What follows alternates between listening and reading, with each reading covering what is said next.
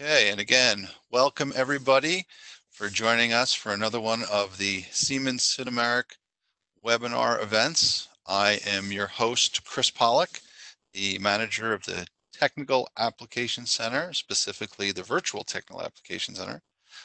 I am a resource for you guys for kind of all things operation and programming centric, as well as a whole team of colleagues I have. You're going to get a chance to meet one of those colleagues today, hence why I'm the host and not the presenter. But I certainly want to reach out and give you guys my contact information if you ever have any questions or need support. I am certainly available.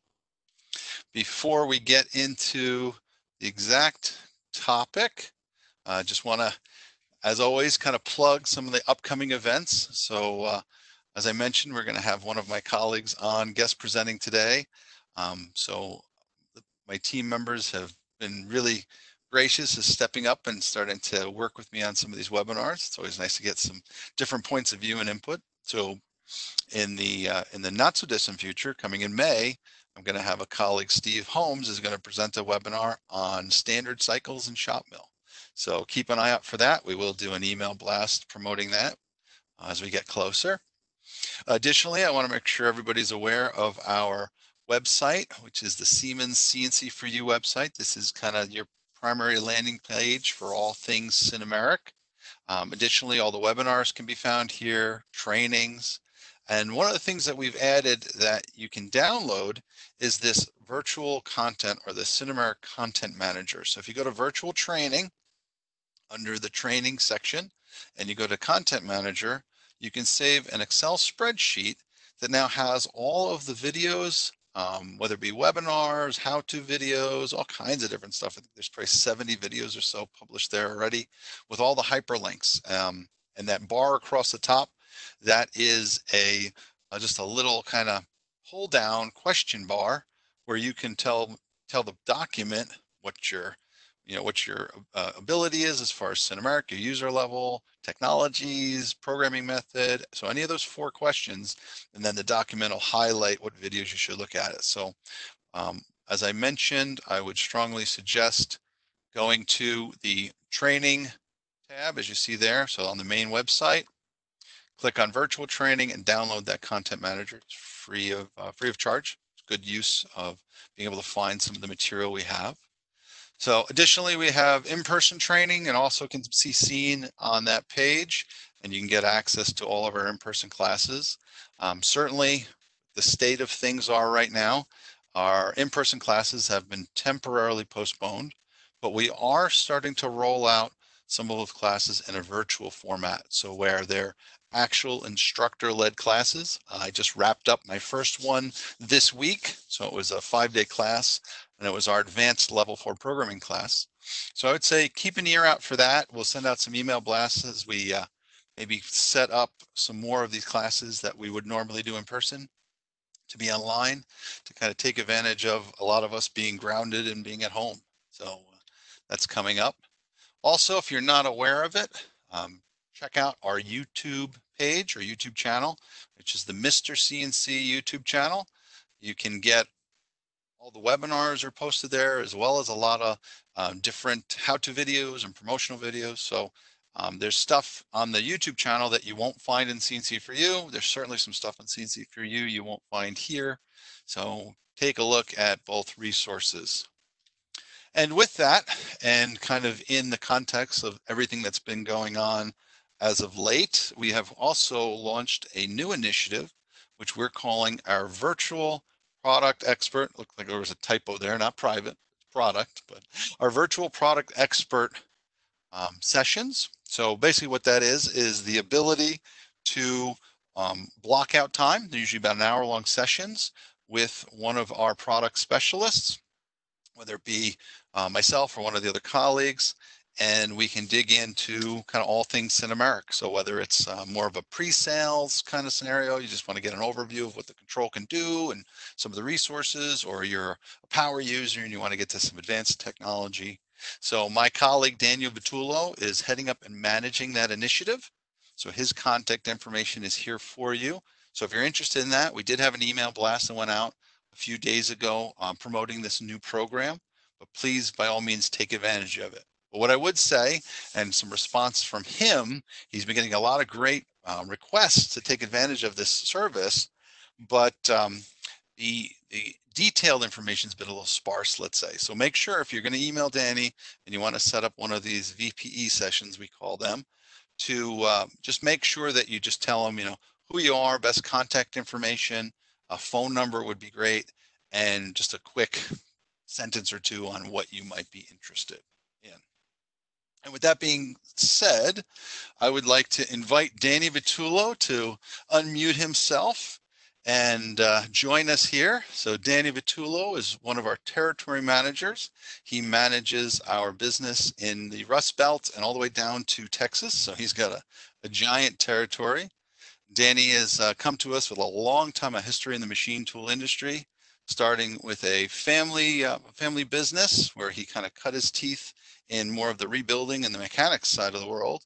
And then from there, Danny transitioned to working for a few different control manufacturers. He's got a wealth of knowledge, certainly knows a lot, not only about the back-end technical side of the controls, but also how to operate and program. He's trained a ton of people.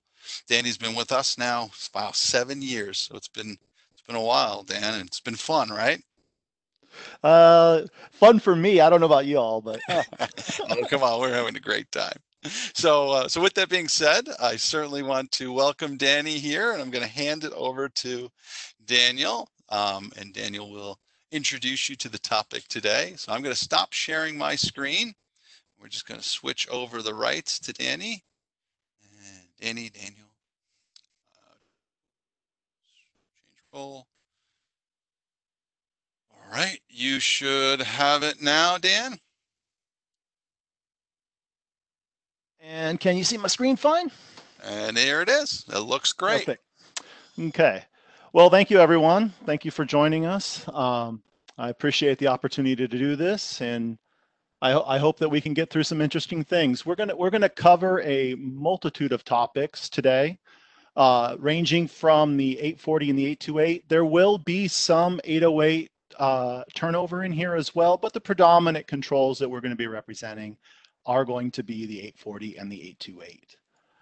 So the topics we're going to be covering are going to be some special functions, some special things you can do with units of measure, quick navigation, shortcuts and keys, combo keys. A lot of people don't realize there's a lot of combo keys in the control that will help you to do quick things that improve your experience with the control and make everything kind of happen faster. Subroutines and loops, how those work, how you can implement them, a few different ways.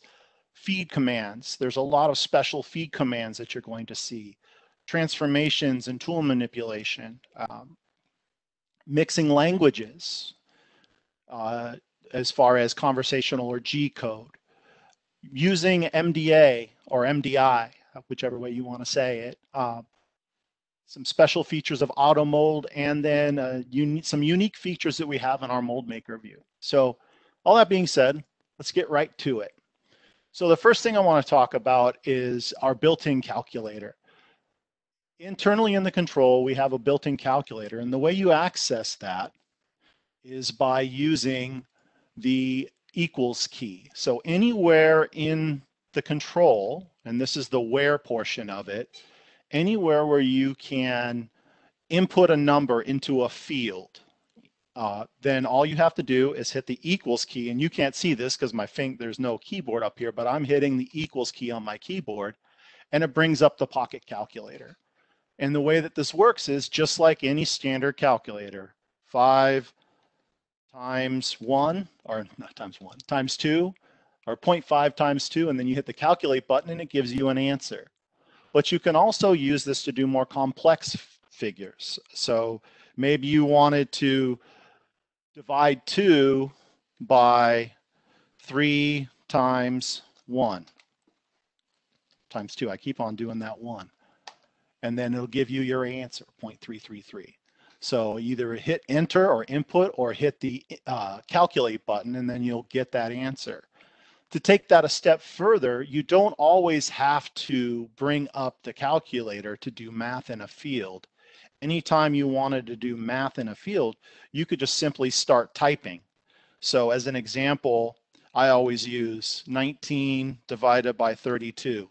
So 19/32 is a real value in fractions to us, but I don't know the decimal equivalent. But the decimal equivalent is 19 divided by 32. As soon as I hit enter, the control will do the math for me. So there's quite a few little features there you can do really quick and easy just by using that equals key or simply putting the math into the field.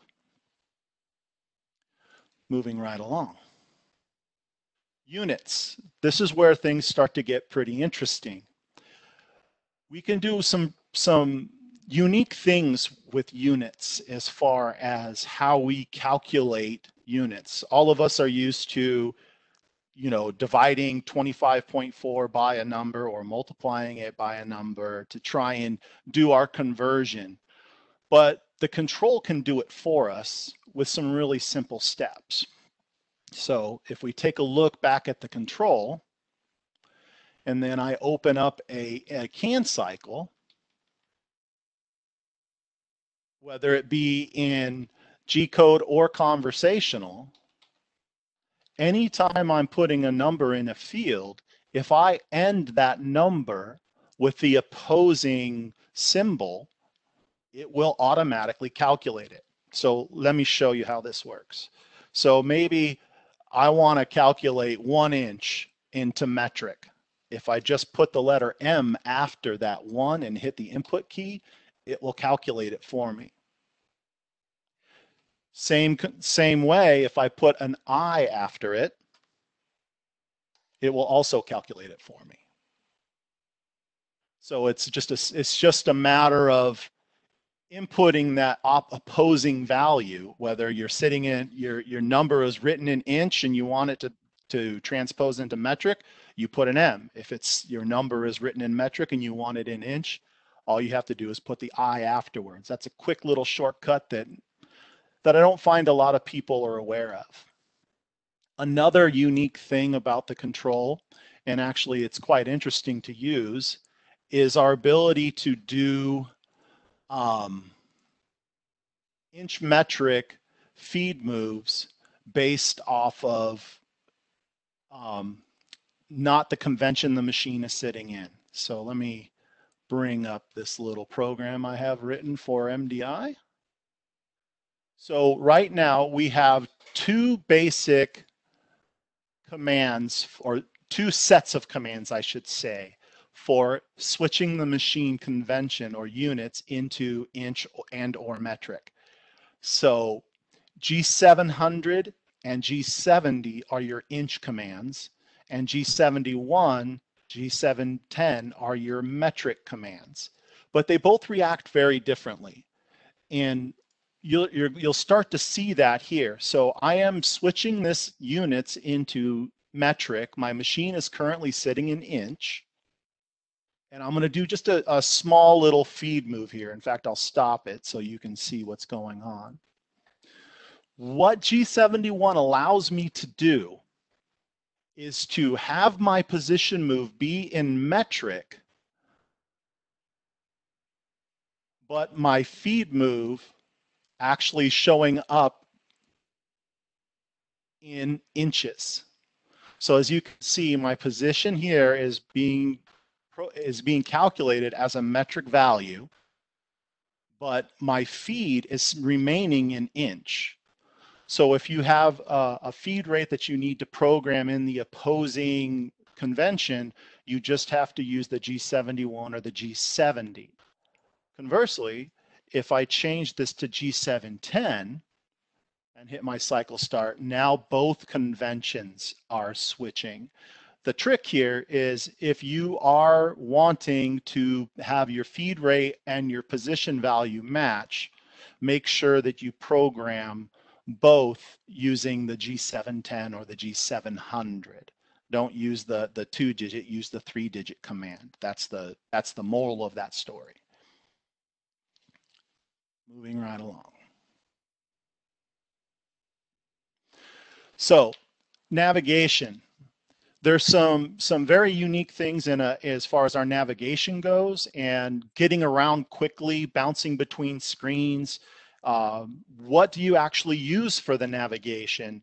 A lot of our new controls coming out are all touchscreen, and some of the buttons aren't there that you would normally see on your legacy equipment. So toggling back and forth through windows, all of this stuff can be done with some of it's combo keys, some of it is just knowing the keystrokes. So let's take a look at this really quick. So one of the common things that needs to be done is changing between your part program and your tool page. So people are bouncing between the two. Well, double clicking menu select will allow you to bounce between. It's like a back and forth button. So if you double click, it goes back. If you double click, it goes forth. The other way that you can use to select this menu select, so menu select brings up your sub menu down here that allows you to select whether you're in machine, parameter, part program, setup. But there's another button that controls this. On your touchscreen based machines, you may not have this menu select button.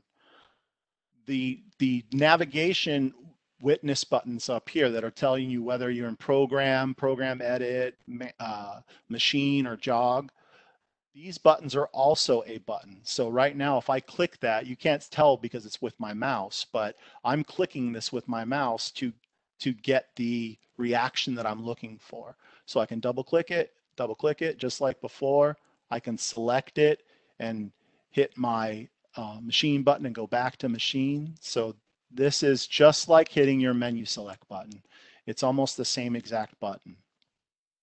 From there, let's take a look at the toggle feature that's in here. Most of the people who are familiar with our control know that if you hit the select key, it's going to rotate that selection if it's a multi-selection field. What most people don't realize, if you hold the shift key and you click that button, it actually goes backwards. So if you're selecting through a field that has selections, you can use the select key to actually go backwards. Or the way that personally I normally use it is I hit any key on the keyboard, and then that allows me to quickly cursor through and then do a selection.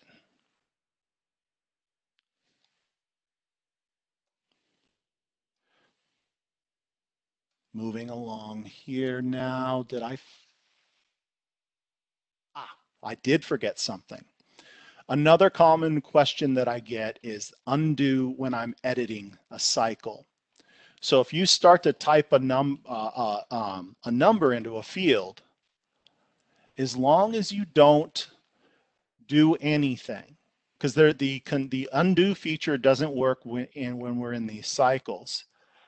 The way that you would undo this typing, as long as I don't hit input or enter or change fields, if I hit the insert key, it will undo whatever edit I had just made. So it's just hit the insert key. One of the most useful places for those of us that get into the back end of the machine, in my opinion, is in the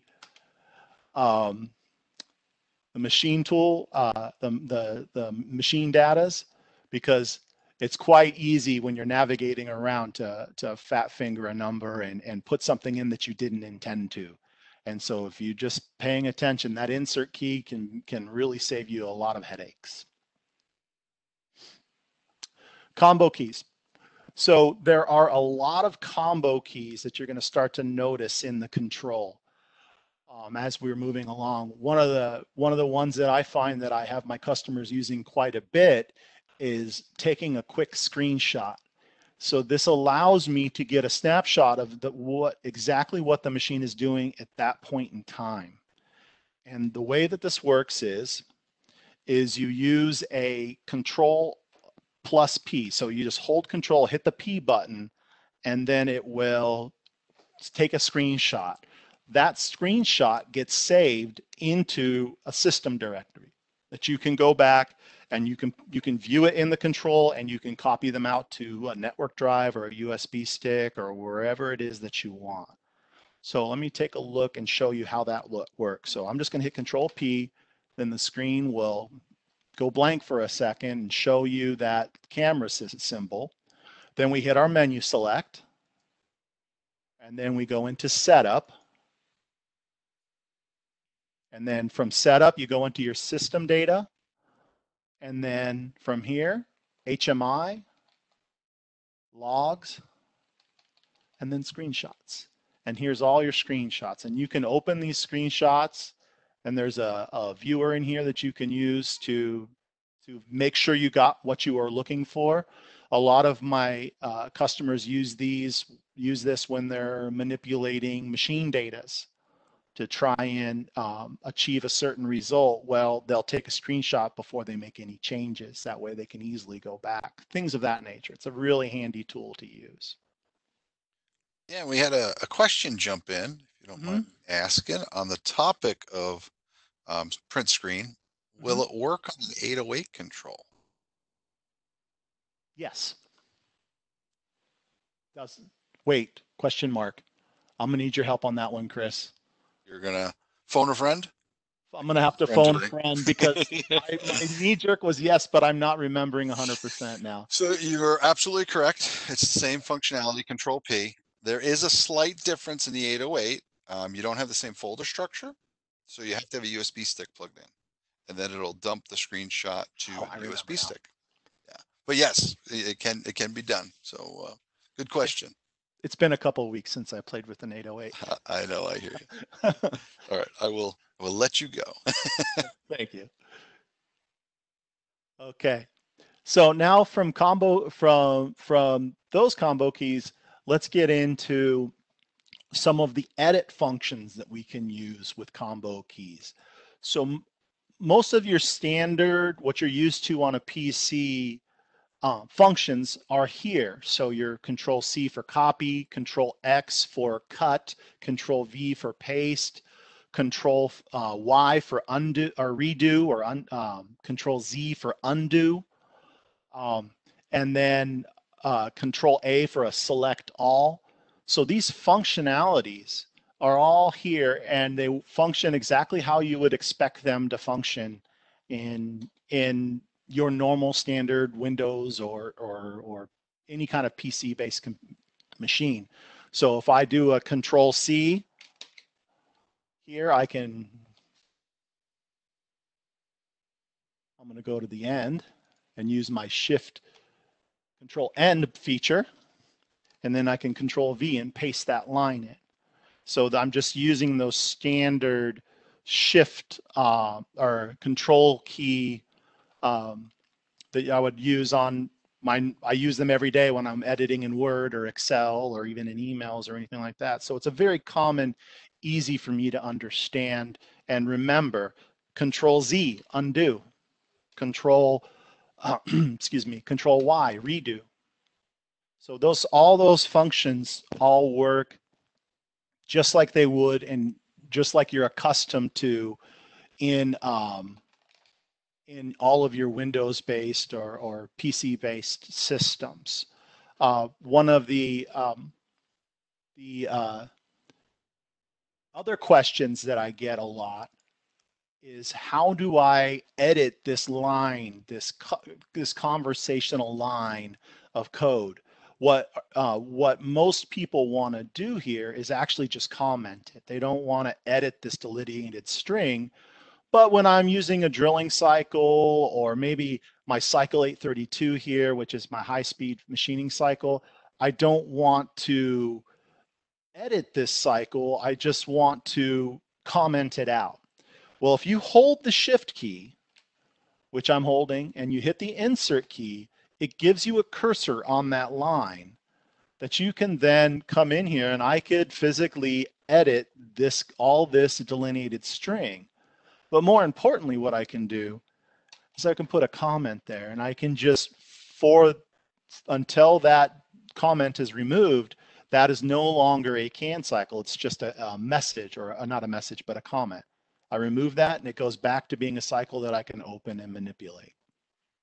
So that is a really handy feature when you're editing, especially with you're editing a lot of drilling cycles or repetitive functions and you want to turn cycles on and off or just skip them for the time being. It's really handy little feature to have. And that's the shift insert. Now let me ask you one on that. You Mm-hmm. ever tried to use it for block skip, forward slash? The shift insert for a forward slash? Well, Oh, on a no. cycle line, No, I've never done that. I you, personally you have never done that. you Yeah. can use the forward slash on a cycle as well if you want to then use the block skip functionality. Yeah. And the cycle will still work, but the Yeah. mask won't. That's the only downfall. You got to be careful with that. So Yeah. Sorry, go on. that's okay. I was just gonna say, like you showed it once you put the semicolon, that disables the mask, right? You can't launch that mask. And Yeah. with the same thing, unless we changed it, change your highlight and come back. Um, No, let's me Still open open? it. Yeah. Oh, we fixed that in 4.8, 4.7. Are you on? You're in I'm in 4.7. 4.7. Maybe I'm thinking 4.5 because it used to be that the mask didn't work. So that's even nicer. Look at that. See, I'm learning things too. This is great. Yeah, I knew about that and I forgot to put it in here. I've just when you asked me if I'd ever used it, I've never personally used it. No. Well, That doesn't mean it's not viable. I just never have used it. Thanks, yeah, Chris, for it's that kind of an reminder. old school thing. All right, keep on rolling. Thank Okay. you. Now for some really interesting things. There there are we have the ability to not only give you, absolute or incremental commands, but we can actually separate those commands out per axis per line in a non-modal state. So that x equals IC means the x-axis is going to non-modally position whatever value I have in between those brackets or parentheses as a incremental move. And the same thing with the AC being an absolute. So if my machine is sitting in G90 absolute and I tell it to move X equals IC, it will move the X axis only for that line in an incremental manner. And then I go to the next line and it's just a GO1 with no modifier. That next line, the X is going to be back into absolute. S pause, the same thing. I can position my spindle. So the S pause is a spindle command to position the spindle to a specific degree. I can do that as an incremental or an absolute. Now, aside from just the position moves, we have being absolute or incremental, we also have modifiers to how the line cancels itself or ends itself. So the CHR is a chamfer. So if I do a position move with a CHR modifier at the end, that is going to give me a chamfer between the two lines that are joining. So at that intersection point, it will insert a chamfer of whatever size I put in the CHR, as long as the lines, there's enough space for it. If there isn't enough space, it's going to give me an error. Same thing with the R&D. This is a radius. So I just tell it what radius I want that intersection to have, and it will always put it at the end line. Turns. This is a common question I get where people just want to helically engage the part. They want the Z to come down in and not, instead of being a GO1 straight into the part, they want to helically come in and then begin their machining at depth. We can do that using the turns command. And the final modifier that we're going to cover here is the workpiece count.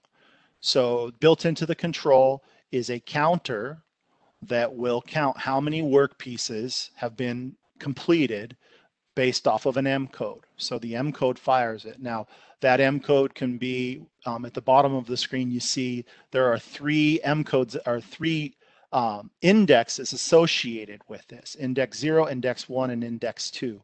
In this example, each one of those is the same. It's M97. But I see some machines where they'll have M2, M3, or I'm sorry, M30, M32 are the three, or M17 as well. Those are all ways in which we can end a program. So generally, you don't want to end it until the end of program. But if you're looping a program and you're never seeing that M17 or that M30, then maybe you want just a standard M code. I wouldn't go changing these M codes because you don't know what M codes are doing what. So this would be a consult your builder before you go changing M codes on your machine. But these are here, and this will tell you what your machine is expecting to see for that count. So let's take a look at a program that has some of these operations in it. Wrong program, my bad. So this is what it would look like. So you're going to have a y equals or an x equals, and then the value that it's going to go to in parentheses. The arc command or the turns command would look like this, and that value does not have to be in a parentheses. So this program that we're running here is a fairly simple little tool path. It's just going around the outside of an object, and then I have a radius, a chamfer, and then my little turns to do a little helical hold in the end of my part here. So let's take a look at the way that this edits or this manipulates.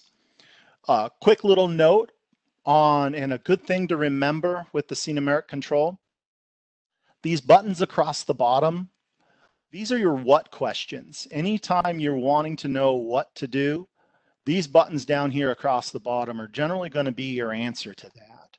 And then the vertical questions are the how you're going to use that what. Example, if I was going to do drilling, so my what is drilling, my how is here, centering, center drilling. All my different types of drilling are going to be underneath this how or what.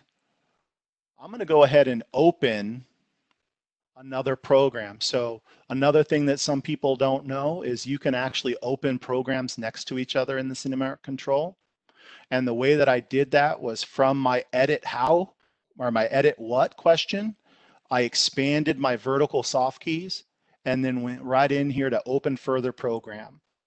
You can also, if you want to, you can also open multiple programs by marking them. So I've got these two programs marked, and then just hitting your right arrow button, and then the programs will open next to each other as well. So let's take a look at some of this and how it all kind of functions and works together. So the first thing we're going to do is our y-axis position. So we're sitting at x0, y0 right now, the bottom left corner of the part. And I'm going to go ahead and do a position move in the y up to my incremental 4 inches. So I just begin typing just like I normally would in any G-code editor, except for I put my equals modifier. And this is important. This is what sets the stage for it being modified. The equal sign tells the system that you're doing something other than just a standard y-axis or x-axis or z-axis position move. Then my IC says I'm in incremental, and I'm going to go to 4 inches. Now I want to end this position move. At that intersect point, I want it to end with a 375 radius. So I just type in my CHR, equals, again, say this is required. It's the modifier, 0.375, and that's going to end that line with a chamfer. Now, this won't chamfer anything until I give it an X. It doesn't know where to end the chamfer, so I need the x-axis move to give it the chamfer. So I'm just going to do a absolute X to 5 inches. And now I'm doing an arc, that arc that was on the right-hand side. And this is and I'm going to do my y-axis again in incremental on this arc. So G2, and notice that in the system now, we now color our G codes. So your rapids are in red, your GO1s are in green, and your arcs are in blue. it's kind of handy to just differentiate really quick C when you're looking for something. So x5, y equals IC, what is that, -4, right? -4, and then CR. So CR stands for radius. And the reason why we use the CR command instead of an R command is because the R is a variable to our control. So ours are your variables to use. Most of the people on this call, I'm sure, have seen those being used. They're system variables, very similar in ISO in the ISO world to what we would consider a pound variable. But so because of that, we have to use the C for the radius. And then instead of boring you with the rest of these commands, we'll just go ahead and do a little quick copy paste. I don't want to run out of time, but I do want to get to the turns. So I'm just going to oops, I'm going to turn mark on and do it right. I'm going to mark all these and then get down to my turns. Control C. And this is the beauty of having the program open next to each other. It gives me the ability to just freely copy and paste between the two. And the way on your machine that you would switch between the two is by using this next window button on your, if you don't have a touch screen, you're going to have to use this next window button. You can see right on my select key, or to the upper left of my select key, is a next window. And that just changes your focus of your cursor. So it allows you to cursor around between the two programs and freely manipulate or copy, paste, move around between the two. It makes it really easy. Now let's do our little helical move. So we have changed tools. We've put the new tool in the spindle. We've called our offsets, got the spindle going at 2000 RPM, and we've pre-positioned to a spot to begin doing our arc. And then here now we're feeding into the arc start location. And now we can start doing our helic down, our turns down. So it's just a G3 because I want to maintain cutter comp left, or tools, the correct tool side. So I'm climb milling. X equals 4.5. Y is going to 2. My Z is going to be going to negative. So I'm doing an XYZ move in my G3. And notice I'm not switching planes. It's all still in G17. 1.25. Now here's where you got to make sure you get in your circle centers correct. So my x-axis circle center is 0.5. My y-axis circle center is 0. And I'm going to do this in 5 turns. So if I change the turns, that's just going to change how many helix it uses to get to the bottom of the pocket. So if I did 6, it would do 6 instead of 5. And then from here, I can just, again, use my handy mark button. Turn mark off and on again. So I'm marking in the correct spot. And copy, next window, and paste. And there's the rest of my program. Now, we can simulate this, and I can simulate the program on the right when I have 2 programs up. Whichever program I have focus on is the one it's going to simulate.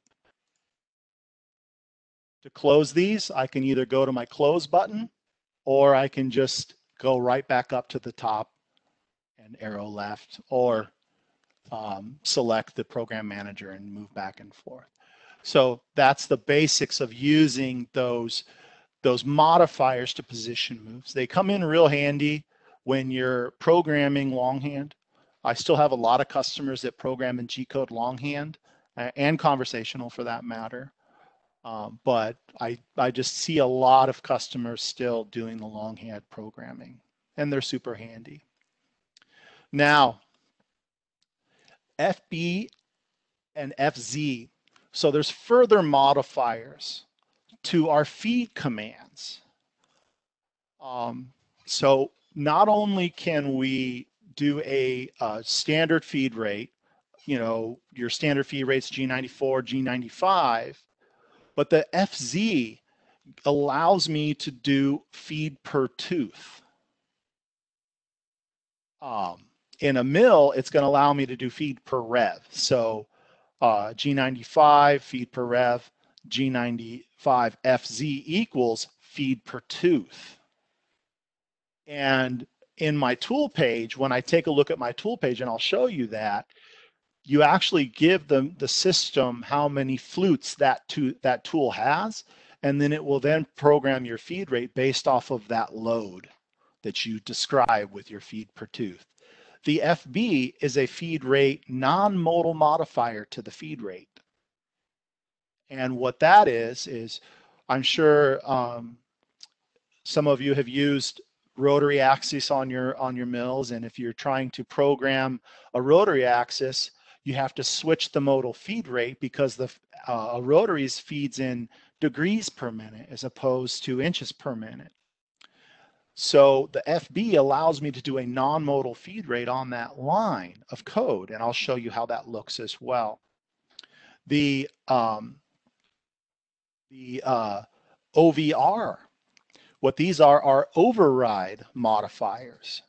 So if I know in a certain part of my program, I don't want the rapid to be able to go up to max rapid, I can put OVR AP and the percentage I want to slow that rapid down, and it will slow the rapid down, and then I can reinstate the full rapid afterwards. So I don't have to be remember to do my rapid override or slow it down for the whole program because there's a certain section of code where that rapid is too aggressive or it causes coolant to splash all over the ground or whatever it is.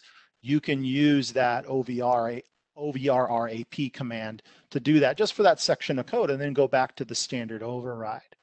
So let's take a look at some of these commands and how they look in the system. So the first command I want to take a look at is the FB. So in this system, or in this quick little program, all I'm doing is just rotating around the A-axis at 720 degrees incrementally. Just spin the A-axis 720 degrees. But my feed rate is currently sitting at 40 inches a minute. So I'm doing a position move at 40 inches a minute. So let's take a look at what this looks like.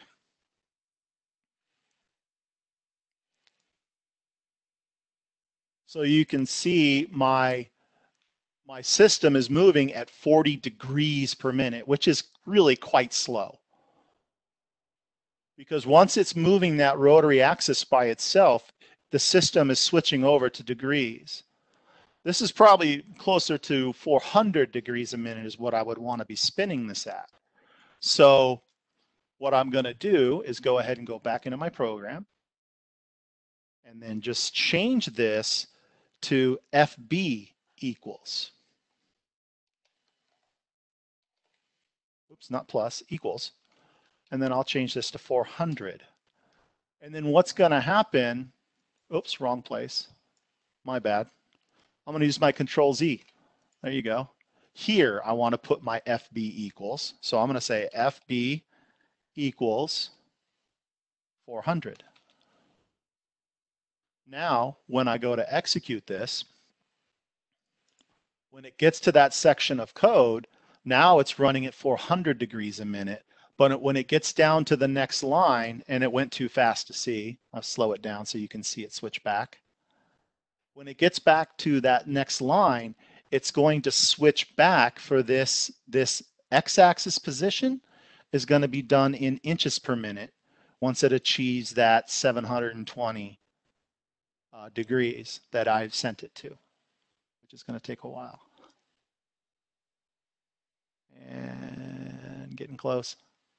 I guess I can single block it. And we're there.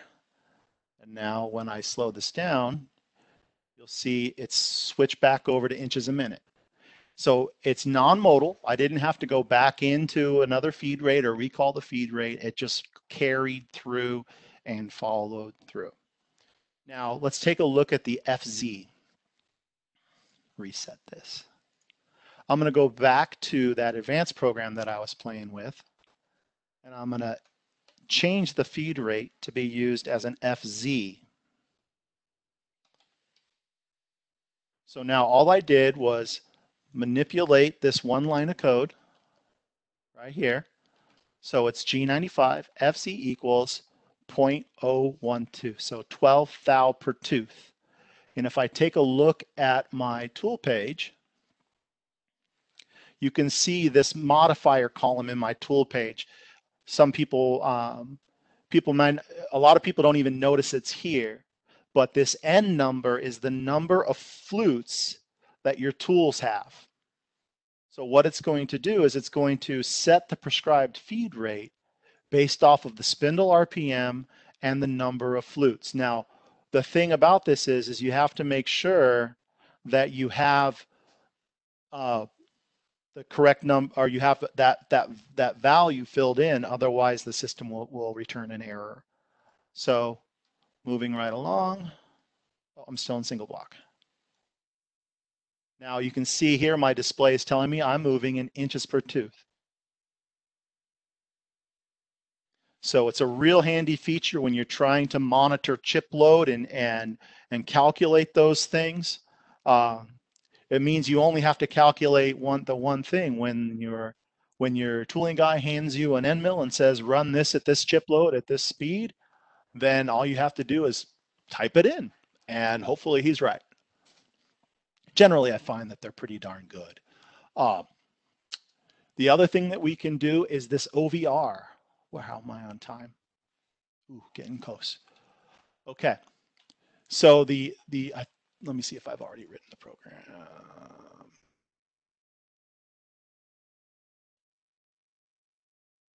All right, Dan, you're doing good. Yeah. So, Wouldn't worry about it. okay. I just want to be respectful to everybody's time. Of course. So the OVR statement is another simple statement, but it's quite handy. So this is just a standard feed OVR, the rapid OVR, the spindle OVR. They all work very similar to this in the sense that you're giving it a value and a percentage. So if I go ahead and execute this program, I'm going to set my override to 100%. So you can see it's not this. When I start running it, now you can see that my commanded is 10 inches a minute, but it's at a 20% override. So, or it's cutting it down to 20%. Now, if I run it again, so see it's at 10 and then it's dropping down to 20. And I'm missing a position command here. It was supposed to go back to 0. That's okay, we'll cheat, we'll put it in there.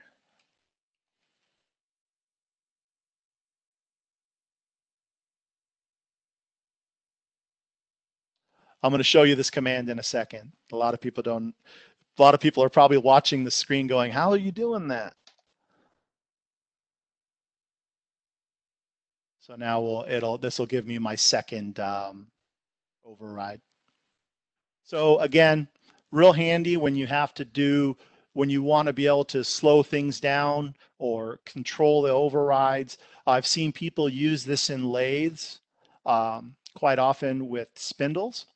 When they notice they start to get a little chatter in a certain area, they'll just put they'll put a couple OVR statements in there, and it'll just power them through that little chatter. And it's just enough to just change it by a couple percent sometimes to get past those things. You know, you'd set it to 99%, 98%, 100%, 99%, 98%, 100%. Just bouncing that override a little bit can really help you in certain areas. So it's a unique feature that's really easy to use and can do a lot for you. Go back to our presentation, and I believe that's that. So now, shifting my zero around, or transforming things around, or what we call trans. So a trans statement is nothing more than shifting your axis zero around from the original G54. It doesn't manipulate your G54. It's on top of, and so when you cancel that trans, it goes away. So you have trans, and then from there, there's some other commands that we're often using. So most of the programs that I see coming out of CAD/CAM systems are programmed for what we call where you do not put a value in diameter value in your tool page. You only using the where value, but for that you need a tool offset. So they'll program for G41, but the whole coding is programmed in centerline. This is very common, and probably I'm sure most of the people on the line are saying, "Yep, that's what we do." The problem comes in when you want to simulate that part. So if you want to simulate a part that's been modified that way or been programmed that way, you don't see a tool path on the you won't see the tool in the system for the simulation. So what you can do is, in that case, these modifiers actually affect, pardon me, these modifiers affect the way the control sees the tool offset. So in the case of TOFFL, that's the tool length. TOFFR, that's the tool radius. So say we are programming for where, and we want to simulate in the system and see the machine remove that material. I would put in my program TOFFR equals negative whatever the radius of that tool is. And then in my tool page, I would insert that radius. And so the system is going to take it back before it runs, so you're still programming in where, but the simulation is going to say, oh, there still is a tool of that size there. So it will simulate correctly with the correct center line and everything, but it won't affect your tool path in the sense that it's going to run the way you intended it. Set piece. This is the command that we use for our tool life monitoring. And we'll do a quick example of that as well. And we can actually insert G-code into conversational programs. So we'll kind of do both of those with our trans statement. So let's take a look at the trans statement really quick. So here I have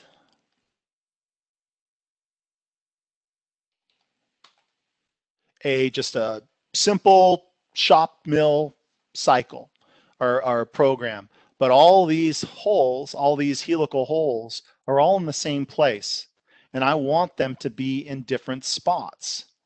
Let's take a look at the program that I've already written that shows it. So all you have to do is either type out your trans statement or use the conversational cycle. And then you can also use your set piece command to do it to count your tools. So what does this look like? So the first thing you need to know is, how the heck do I get that G-code line in there? Well, it's easy. You just hit the input. So as soon as you hit input, it enters a space, and now I can put just about any G-code I wanted. In fact, I can even insert the program guide cycles here, and I'll show you that in a second. Well, here, let's just show you now. So let's say I wanted to insert a drilling cycle. All I'd have to do is type out the name of the cycle and then give it my parentheses, and it now recognizes that in conversational as a G-code command. So I can edit this just like it's a G-code command. But let's get the A-trans first. So the A-trans command The atrans command is simply type it out, A-T-R-A-N-S. And what that is oops, additive trans. So that's a incremental transition. Trans is, this would be just an absolute transition to the offset. The A trans is going to add to wherever it currently is sitting. So if I have a trans and then another A trans and then another A trans, they're going to be incremental from each other. So we'll just do this as an A trans, and then I'm going to move the X, or the X to 4 inches. Whoa, helps if your cursor's in the right spot. X to 4 inches, Y to 4 inches. And then built into ShopMill, there's another way to do transitions. So you can actually do your transitions based off of a conversational cycle. So under various, so various is my what question, I have this button for transformations. And always in conversational, you put your cursor on the line you want your cycle to insert below. So I'm just going to do an offset shift, and I'm going to do this as additive, and I'm going to do X of 0.5 and Y of -3. Accept. And so now I've got my transition from this offset to this one, and if I simulate that, you'll see that those 3 circular pockets that were once all in the same hole are now going to be transitioned from one place to another across my block. Really handy when shifting offsets around if you're using multiple vices, if you've got multiple fixtures on the same workpiece that all run the same program. You could do this instead of using different fixture offsets. If for some reason you couldn't manipulate the other fixture offsets because they were used for something else, you could easily just do this, and it's very simple to add into a program, as you can see. And let's talk a little bit about the G code in a conversational program. So this is actually really handy when you start taking a look at drilling. Because of the nature of the way that CAN cycles work, conversational is wonderful. It's really easy, and it's difficult to make mistakes when it comes to structure because the control is always going to tell you when you're out of line. But maybe there's something you want to do and manipulate a little bit differently than the way the CAN cycles or the conversational is wanting you to do that. That's where G code can come into play.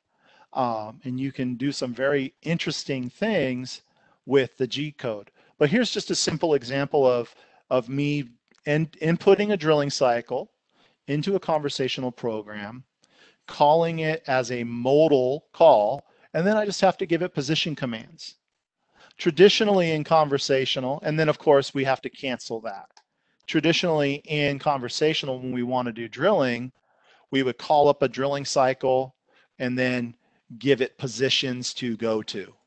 And then that would be our set of drilling positions that we're going to use in conversational. But you're limited to what this header says for retracts, because you notice there is no retract in this conversational drilling cycle. So if everywhere else in the system you're using a different retract or you're using different values that are all coincide together, but this one drilling operation you want to manipulate it a little tighter, switching it to G code can really open up some possibilities for you to be able to do that. Super handy. I use it all the time. I use it all the time. And this is just a simple little go around the outside and then drill some holes with G code. So it's just profiling, and then I'm just drilling 6 holes. But again, it's being used with that modal drill call from the program guide world. And all I had to do that was begin typing again the command that I want to use. and hit enter. Whoop, helps if CYC. What did I spell wrong? Oh, I put the parentheses there. My bad. And I hit the help key. Helps when your fingers aren't like sausages, right? So you just once you've typed that command, and this works for all the program guide commands, you can type them all and open them up. Now some of them it's not going to be beneficial to be using them in conversational. The conversational is quite powerful if you're in the shop mill side of things. Most of the time you're not going to be manipulating this way, but this can come in handy to get you out of a pinch. So it's a good thing to remember.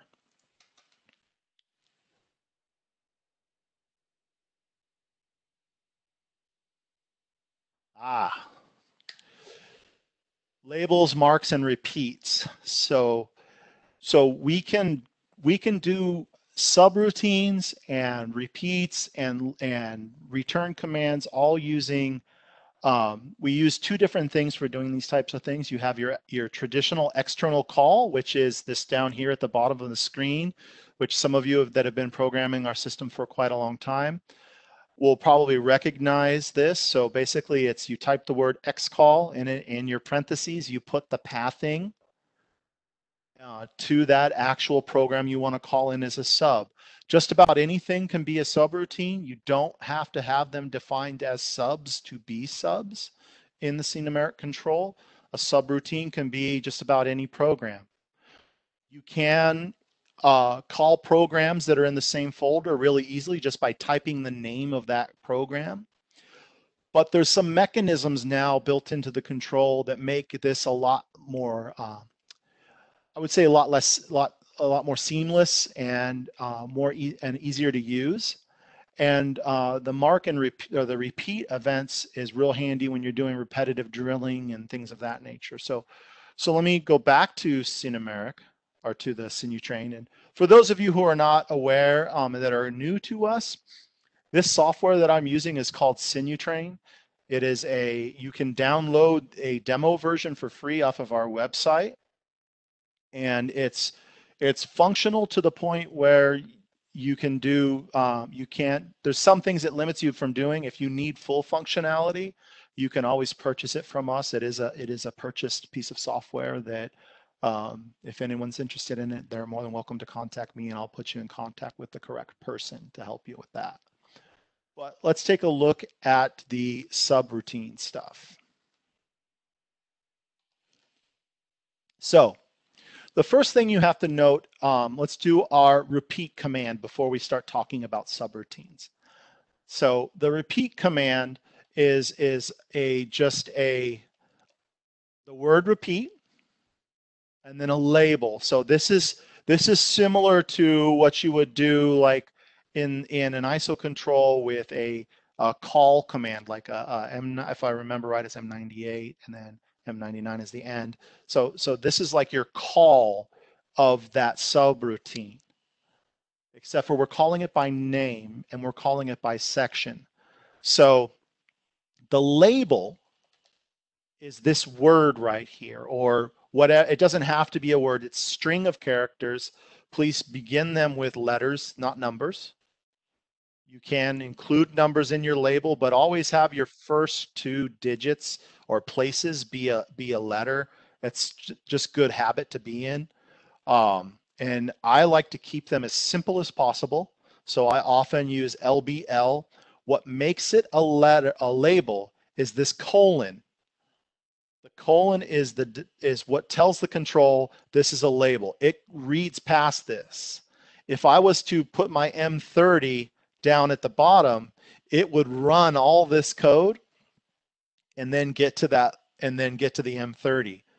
So I put it outside the M30. So this repeat command is reaching outside of the M30 to grab all of my drill position commands. And this is the reason I did it this way, is because the pattern that was required doesn't fit a standard pattern. So let's take a look at it. It's a simple pattern, but it just doesn't fit a standard pattern that you would normally see drilling. So this is all fine and dandy. It's linear. but now it's offset.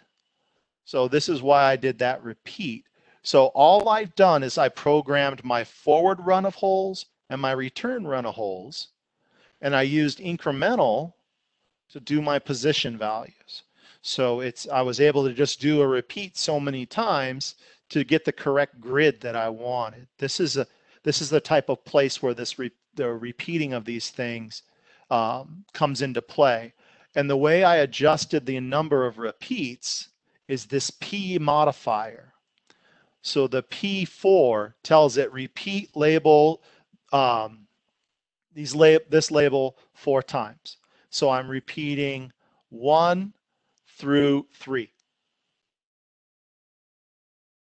So here's 3. So it's repeating the entire set 1 time.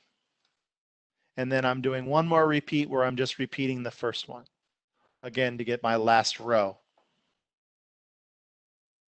that I needed for this particular program. Now, that's the repeat command. Now, what about the subroutine call? So there's a couple of different things you can do. You can just start typing the name of the program. So maybe I know the name of the program that I want to repeat. Maybe, let me go in here and I'll just do a quick little copy.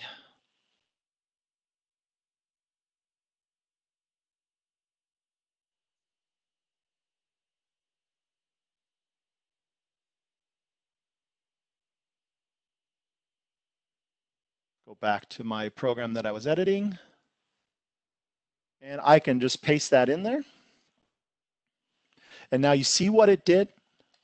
It actually labeled it automatically as a something I can navigate. Anytime you see this right arrow or this arrow on the right side of the cycle, you probably never noticed it unless you have a touch screen, but you always see that at the right side. That's telling you that my left-right arrows will open that cycle. So see, I'm right now, I'm using my left-right arrows, these guys here. But notice what it did here is it labeled that can cycle or that subroutine that I want to call. Just by typing it out, it went out and found it. Now if I right arrow, it opens up my subroutine next to my main. Super handy if you're dealing with subroutines. If you're manipulating subroutines and you're putting subroutines into your programs, this is a really handy feature to have to be able to do this. Now, the mechanism built into the control, maybe you don't remember the name of your subroutine. If I go back into, if I ask the question, my what question of various, which is where your miscellaneous is, that's where you're going to find your subroutines. So this is the how. My how is subroutine. Well, here from 4.7 on, we added this feature where instead of having to type out that external call, the delineated string to the folder, which could get confusing if you're using, shared drives and things of that nature. Here, I can just navigate right to the program that I want to use, which was safe end, I believe is what it was. What did I call it? Oh, yeah, program end safe. So now it inputs that in for me. And again, I have the ability to open my subroutine right next to my main. Very, very handy feature to have. And that subroutine just runs as soon as you call it, it goes back in. And notice that I didn't create that subroutine in my subroutine folder. Subs can come from anywhere. Now I could have just, the subroutine folder that's here, it's a great place to keep your subroutines, but you can't put conversational programs in there. I could have just as easily called a conversational program as a subroutine.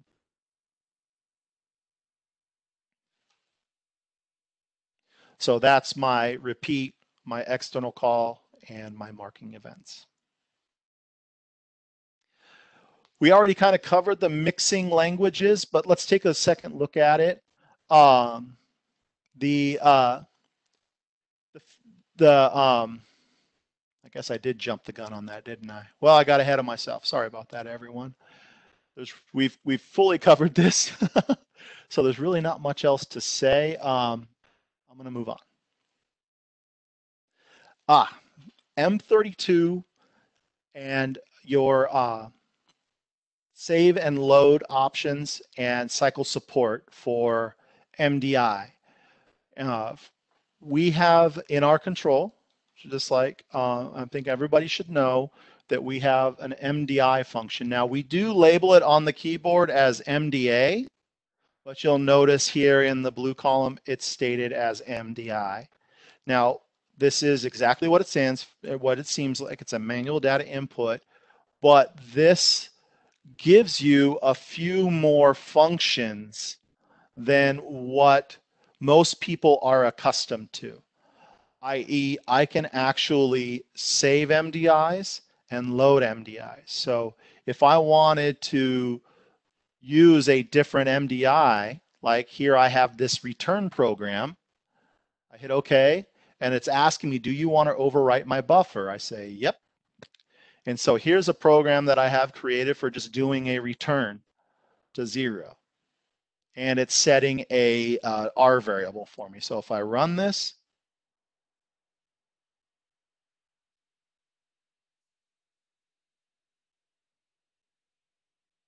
oh, the G4, it didn't like the G4. I'm just going to comment the G4 out. So I don't have the M3 in there. I didn't put the M3 in. Oh no, I have an M5. Either way. So that's just a 0 return. It's going back up to my start position, my SUPA statement. That's been well covered in many webinars. But SUPA is it's kind of like a go home. It's a suppression of the offsets. So it's more than just a go home. It's actually, you have to give it a location to go to, but it's suppressing the work coordinate system at the time. You still have to suppress the tool. It's not suppressed by SUPA, but well, it's actually a machine data that controls that. Most builders leave the tool active when you have SUPA active. So I always put the D0 in there, whether I know what they do it or not. And then D1 reactivates the tool. So this is just a quick and easy way to send the system to a specific, or to call up multiple little MDIs if there's things that you do on a regular basis and you don't want to always rewrite MDI, you can create an MDI and bring it back in. If I wanted to create a new MDI, maybe I want to use my handy dandy M32 function. So what M32 does is that allows me to turn the spindle, leave the spindle on while the system is, when this program is ended. So if I just do an S2500 M3, cycle start, it's ended the MDI, but the spindle stayed running. If I do this as an M30, the spindle turned right back off. So that M32 is really handy in MDI. It's quite common. Maybe you're using MDI to do some pre-turn on to get the spindle going, and you don't want to shut the spindle down when the programs, or when you're doing something else. You can use that M32 and not lock yourself in MDI and turn the spindle on. Now, you can always use your you can also use your TSM command to do that as well, but predominantly, but it's nice to have that feature in MDI to be able to do that. Another unique thing that a lot of people are not aware of is we now support cycles in MDI. So you can actually, just like we did in conversational, type in your cycle command. If you do the nomenclature right, and apparently I cannot. There you go. That is now a cycle call. And So I can use that drilling cycle from MDI. You know, you would need to put the rest of your commands in, your feed command and all your preparatory commands. But if you just needed to really quick drill a hole or face a part off or something like that, you just have to type in or copy paste in the cycle that you would like to run, and there you have it. And then you can save those as well. Again, you can save all of you can save um, your commands for as separate MDIs.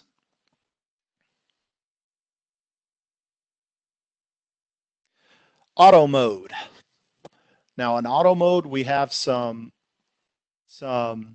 features that some of you may not have seen. So I'm going to go ahead and get into these. So all G-code functions, this is a way of displaying what's happening in the control. If any of you have been operating 5-axis machines or machines with high-speed machining or milling, very important feature to know that's there.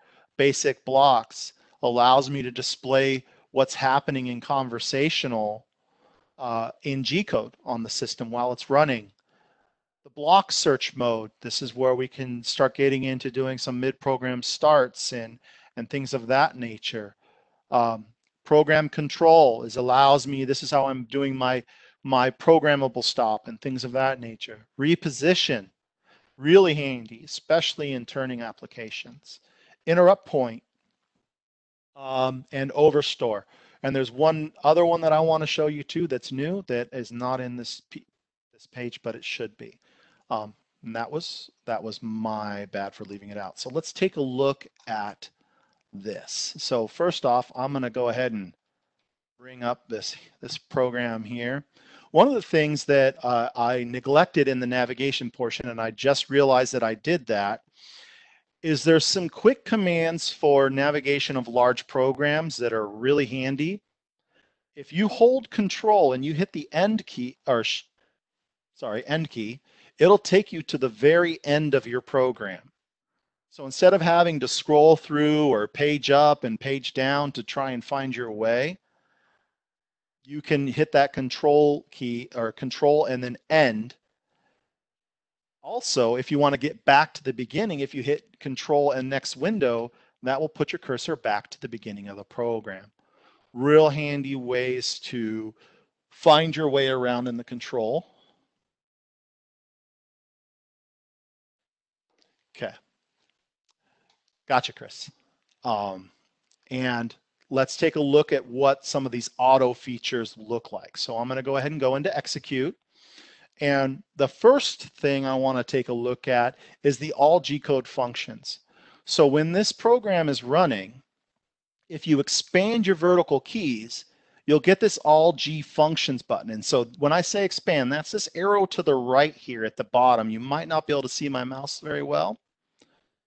If I click on that all G functions, it's going to show me everything that's active in the control.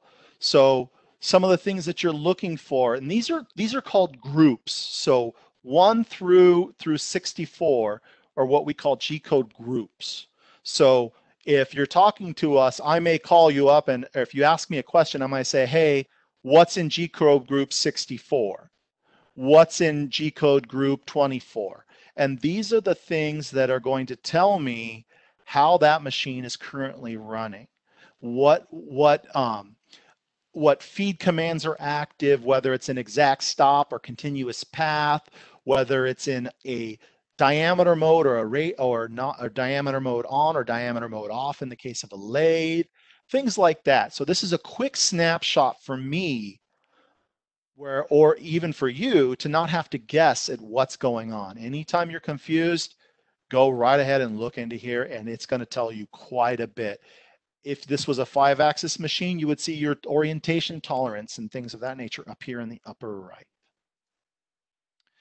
Now, some other things that are going are from there, we have the basic blocks function. So if I'm in conversational or if I'm in a conversational command and I turn on the basic blocks, that is going to break down all the G code that's going on during that program. So if this was conversational, it would show me the G code version of what it's basically, it's going to show me the position moves. When you're troubleshooting programs, real handy to have that on.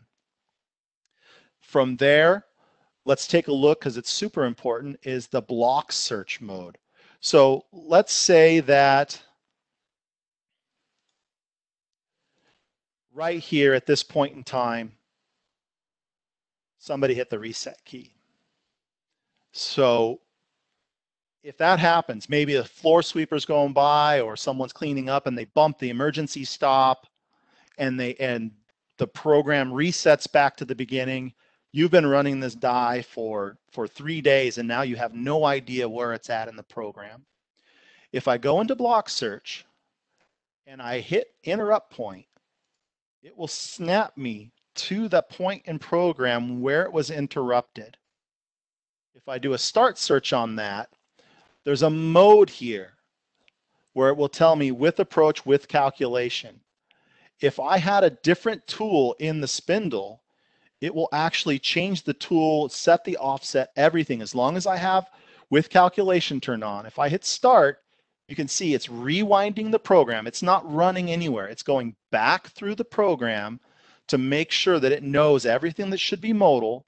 I hit cycle start, and it continues on from there. That's my interrupt point. Another, oops, I did not mean to interrupt it again. I'll just start it over again. Another feature that's in here is reposition. So I can actually switch my machine over to jog. I stopped the program. I can jog my machine away from the part and then go back into repause, and repause will only allow me, by clicking this button that says repause, it's probably kind of hard to see on your screen. It allows me to jog the system back, and you notice I keep on hitting my x-axis negative. It won't go any further because repause here is active.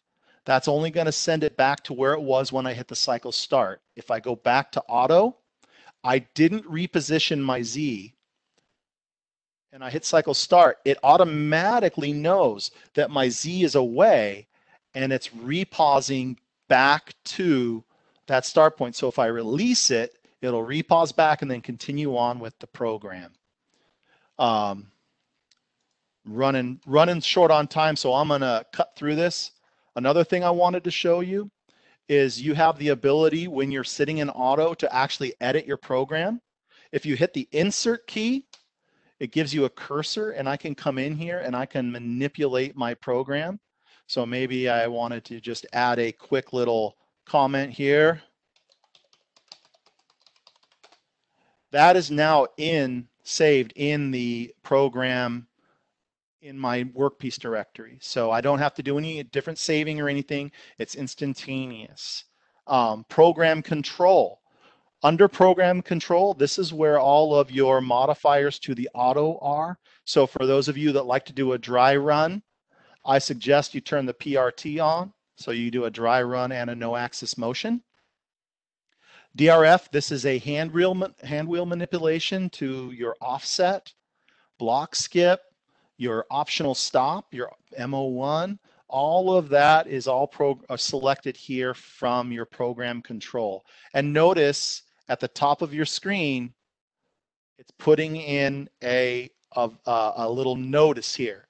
If you walk up to a machine and you see DRY, stop, look, and listen, and pay attention, because what this is this is the dry run feed rate. It's this feed rate right here. So it will run your program, in this case, at 196 inches a minute. So you have to be very conscious of what is going on with that, with these modifiers. From there, let's take a look at Mold Maker View. So this is the last thing we're going to cover, and we'll cover it really quick. This is a kind of a hidden little gem in the control. I don't see a lot of people that even notice this is there. But if we go back to our program and edit it, to draw this, to simulate this program, because our simulation is a full simulation, it could take a while. Even though it simulates at a expressed clock, it's still, this is a long program to run. It's probably an hour or so to try and run this program. And in simulation, you might be there for 5 or 10 minutes waiting for the simulation to finish, even with the sped up clock. If I expand my vertical keys from edit, I get mold maker view. And what this is going to do, it's going to give me an instant wireframe of my program. And I have a bunch of different views. I can hide my line moves. So now this is just the point cloud. I can hide my rapid. So now I'm just looking at the point density of the program. So I can use this to find and select different positions in my program. I can turn that off. One of the really unique features here is this select point. This allows me to cursor around to a specific place in my program. I can even zoom in, highlight that specific point, and hit select NC block, and it will snap me to that point in the program. So if I know I'm at a particular spot in the program, I can find it here. Maybe I'm looking at this and I see something that looks like it might be a gouge. I can find those points really easily. I even have cancel, wrong button, a plane selection that allows me to do a quick rendering of the part as well. So that's that. And with that, I will say, any questions? Well, great job, Dan. That was a lot of information, and I tell you what, I learned a few things. I'm sure our attendees did as well. So we are now going to go through. We got a ton of questions in here, and they're all intermixed. Some I was actually replying to on the fly here a little bit. I So appreciate that. bear with me a bit here. We got to kind of navigate through. So here's the first one that came in. This was kind of an interesting one. So you were talking about the calculator. Mm-hmm. Can you use R variables with the calculator? And I don't know if I've ever actually tried that myself. I've never tried that. I would imagine no, but we can just come right here and see. Well, actually, you can't use our variables in the tool page, so let's take a look at a conversational cycle. Well, maybe he's more thinking in the table of the R variables. You know what I mean? Go to the offset table for R variables. No, you can't put symbols. Oh, I see what you're saying. You cannot put symbols in the R variable table. It won't accept like a 1+1, I don't believe. Yeah, as soon as you hit it, it wants to do the calculator. No, but that's what he's saying. Can you use the calculator with R Yeah, variables? Yes, you can. yes, you can. There Yeah, you but go. I don't believe it'll let you do math. No, No, no, no, well, because but well, it's going to sum it. It's not going to leave it as the calculation, right? yeah. Yeah, it'll It's do the not sum. gonna. Yeah. If you need to do calculations with R variables, you have to type them out in your program. So it would be like R21 equals R10 minus R12. All right, perfect. So now let's come down here. Oh, here was a question. How can I get the sim train or the simulator? So what I would say is go to our CNC for You website. On CNC for You, right on our main page, you can get a link to download the demo version that Danny had mentioned earlier. Here's the link. Pretty perfect. Yep, there's the direct link, usa.siemens.com/. It's actually CNC for You, not just CNC. You need the 4 and the YOU at the end of it. That was just a typo on your part, no big deal. But yeah, if you go there, you can download it. As Danny mentioned, it is in a demo version. But if you end up buying it, you don't have to reinstall. You just get a license file that goes on your PC, and then it is full functioning. Let's keep coming down. Like that, without the caps. Matt and I were chatting back and forth. He had actually an interesting one we figured out, but he was saying he was having trouble with shift and insert in Sinutrain. Mm-hmm. But it was because he was using shift on his keyboard, but the insert on the screen, and it gets messed up with number locks. So if you don't have a full PC keyboard on his laptop, shift Oh, is tied in. yes. So that's Yeah, interesting. yeah. Yeah, so be I've careful with experienced number that. locks. Number locks can do some funny things in Sinutrain. Yeah. Mike had asked, does G91 affect the SPAUSE command? You want to field this? You want me to? Go ahead. So yes, I'm trying to remember. G91 is an Yeah. absolute positioning. So if you switch the machine to incremental, then yes, you would position incremental with SPAUSE, just like we could do an SPAUSE with an IC command. Yeah. Same kind of Yeah. concept. Yeah. That would be the opposite. Yeah. Boom. Keep coming down. And if I miss your question, I apologize, or anybody's questions. You're welcome to email me and I'll be glad to, we can Either of set up us, a for VPE sure. and get you straightened out. For sure. Okay. Here was another one that came in from Mike as well. Can you go to 110% with the OVR command? So can you go above 100? See if you know the answer to this. I've never tried that. I hadn't either, and I cheated and I pulled up Doc on CD, and you can go up to 200%. Oh, well, there you go. Now, obviously, we can never exceed the maximum speed of the machine. So if it's a rapid type of scenario, it's still only going to go 100% rapid. But if it's a programmed feed like that OVR, then yeah, you can go up or down and up as high as 200%. Yeah, I've never had anybody ask me to go faster. It's always been, how do I slow it down just for this amount of time?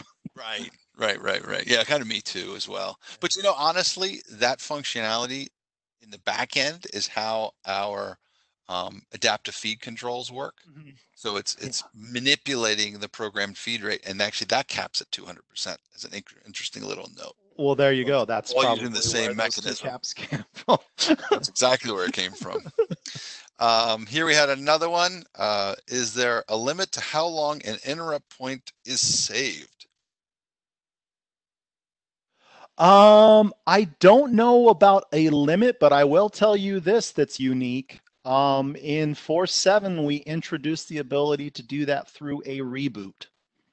So if you're cruising along, running your part, and all of a sudden the power goes out in your neighborhood, you can recover your interrupt point. Now, I would suggest going to that interrupt point and doing a start a few lines before, so you're not starting on the place where your tool broke. But at least you know that section, and you can cut out hours of trying to figure out where you were. It's really just a matter of reboot and interrupt point, start search, away you go. So Michael, different Mike, asked, can we splice a shop mill program with a program made through a CAD CAM generated program? No, unfortunately, it doesn't go both ways. So you can insert G code into shop mill and shop turn, but you can't insert shop mill and shop turn into G code. And the reason for that No, he's is, saying, can I put, oh, I see what you're saying. No, you can copy and paste it in. You you can can put copy. shop mill events into a G code file. You can. Just go to Signature real quick. We'll show the guys. So you got a G code file and a conversational file, and you open them both parallel to each other. Yeah. Here's conversational, and Perfect. I'll copy this rectangular spigot in. Exactly. Oh, wrong button. Open further program, Dan.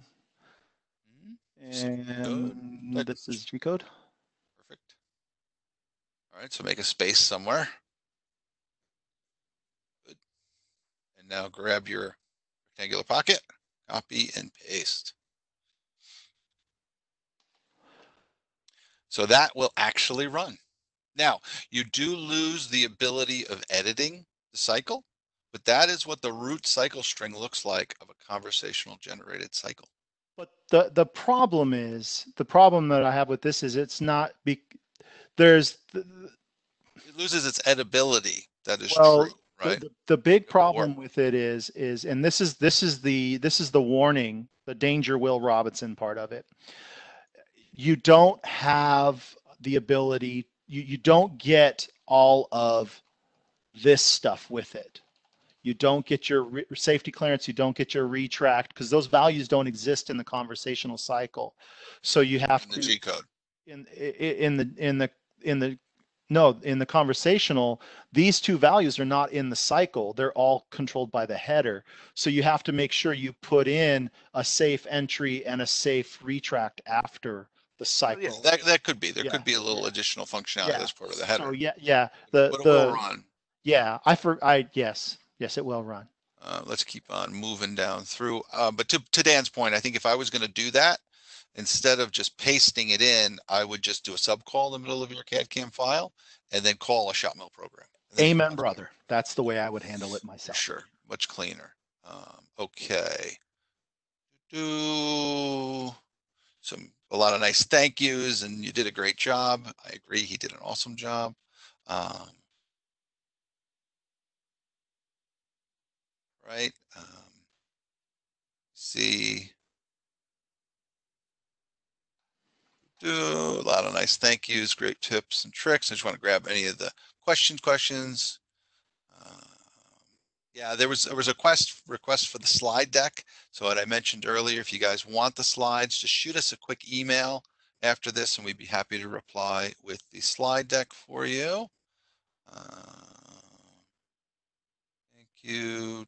I think we got is there a reference document? Yeah, back to, is there going to be a reference document? Yeah, like I said, if you would like the slide deck, just email us. We'd be happy to send it out. I think I got everybody. There's a ton of questions here. Some of it we handled as we went. But like we said, if we missed it, shoot Danny or me an email. We'd be happy to, or give us a call. We'd be happy to talk to you about it. Again, I want to just thank everybody for spending time and coming out and working with us today. Please, by all means, stay safe and healthy. And I look forward to seeing you guys for our next event. And thank you from me as well. And if any of you would like to participate in our virtual product expert sessions, just let me know and send me an email, give me a call even, but it's an email is good. It's nice for me to have the record of it. Include some information on what you're looking for, and I'll be happy to put you in contact, whether it's myself or Chris or one of the other guys on our team, or maybe even other people in Siemens, and we'll be glad to help you out. All right, guys, you have a great rest of the day, and we look forward to seeing you soon. Take it easy, and thank you, Dan. Thank you.